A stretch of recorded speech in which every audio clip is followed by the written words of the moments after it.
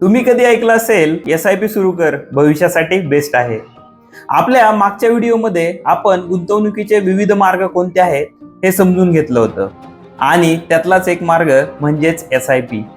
पण आता प्रश्न असा आहे की SIP म्हणजे नक्की काय आणि ती खरोखर फायदेशीर आहे का आणि ती कोणासाठी योग्य आहे आणि कशी सुरू करायची. मित्रांनो, आजचा व्हिडिओ पाहिल्यानंतर तुम्हाला SIP बद्दल पूर्ण क्लॅरिटी मिळेल अशी मला खात्री आहे. बहुतेक लोक SIP सुरू करतात आणि 1-2 वर्षानंतर बंद पण करतात. पण का? कारण त्यांना मार्केट, कंपाऊंडिंग आणि पेशन्स यांची खरी ताकद समजलेली नसते. आज आपण SIP 0 पासून अगदी प्रो लेवल पर्यंत स्टेप बाय स्टेप समजून घेऊ.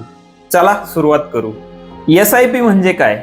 अगदी सोप्या भाषेत सांगायचं झालं तर दर महिन्याला ठरलेली रक्कम म्युच्युअल फंड मध्ये ऑटोमॅटिकली गुंतवणे. मित्रांनो, SIP करताना मार्केट वर आहे का खाली याचा विचार करण्याची जास्त गरज नाही.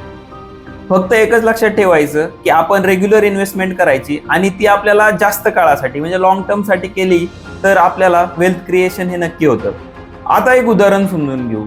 समजा दर महिन्याला मी 5,000 रुपये एका म्युच्युअल फंड मध्ये गुंतवले तर मी वर्षाला 60,000 रुपये गुंतवतो.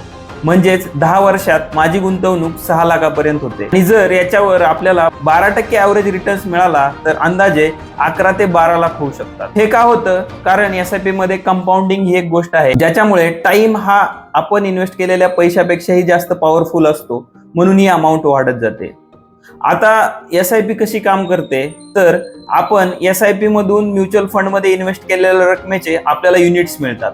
उदाहरणार्थ एक युनिट समजा जर एखाद्या म्युच्युअल फंडचं 50 रुपयाला असेल आणि तुम्ही 500 रुपयाची इन्व्हेस्टमेंट केलेली असेल तर तुम्हाला त्या पर्टिक्युलर म्युच्युअल फंडचे 10 युनिट्स मिळतील.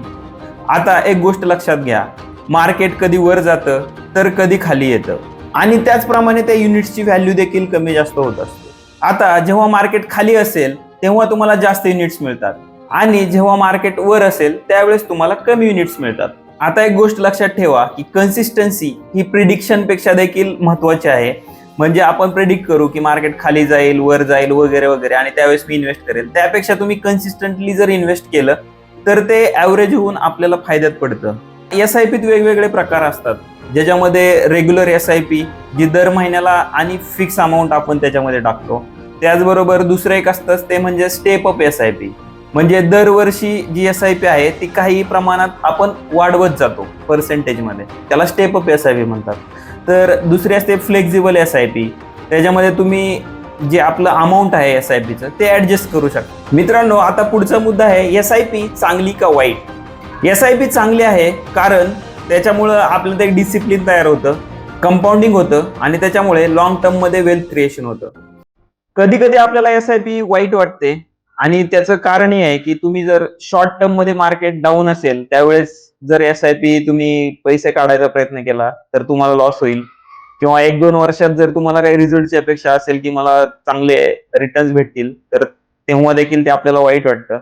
तसंच तुमच्यामध्ये जर पेशन्स नसेल, पण SIP हा शॉर्टकट नाही तर तो लॉंग टर्म वेल्थ मशीन आहे. SIP सुरू करण्या अगोदर एक चेकलिस्ट तुम्ही लक्षात घेतली पाहिजे, ती म्हणजे एमर्जन्सी फंड पाहिजे तुमच्याकडे 3 ते 6 महिन्याचा.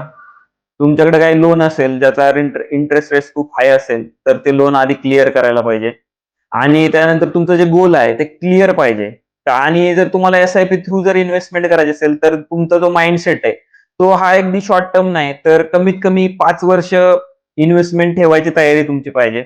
आता SIP स्टार्ट करायची म्हणजे ते आपल्याला कोणत्या ना कोणत्या म्युच्युअल फंड मध्ये पैसे टाकायला लागतात.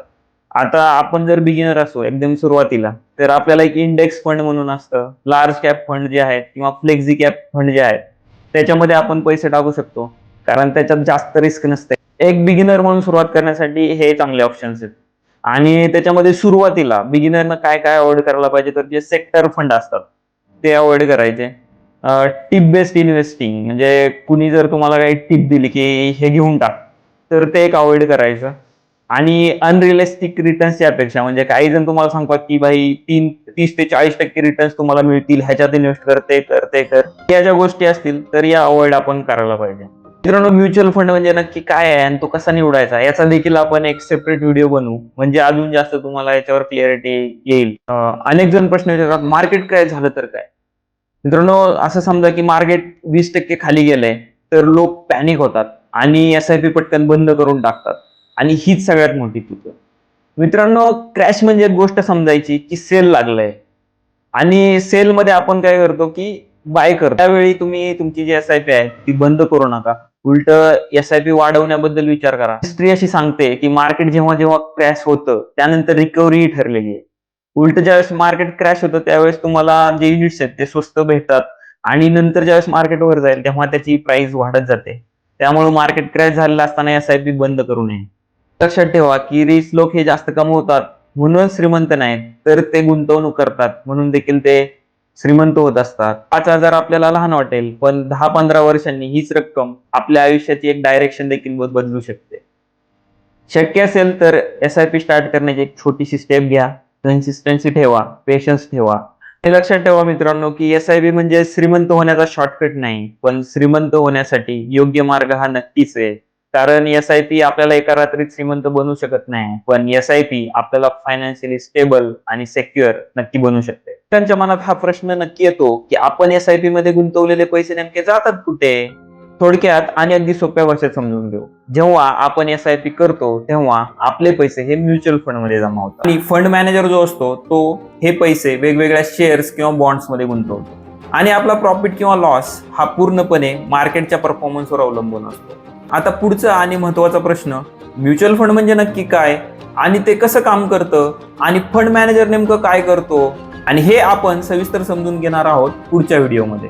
म्हणून चॅनलला सबस्क्राईब करून ठेवा, कारण पुढचा भाग हा खूप महत्वाचा आहे.